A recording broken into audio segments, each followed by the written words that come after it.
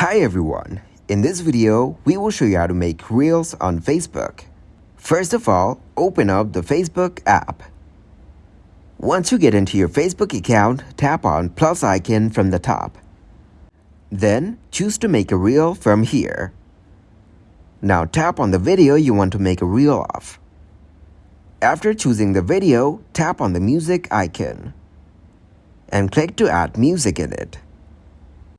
Then choose the music you want to play on your video. Now you can also add the text on your reel. Tap on text and type in anything you want. After that, click on the effect icon to choose different effects for your video. You can also add stickers on it. Then tap on next to post the reel. For the last step, simply click on share reel. Thanks for watching, like the video and subscribe to the channel for more content like this.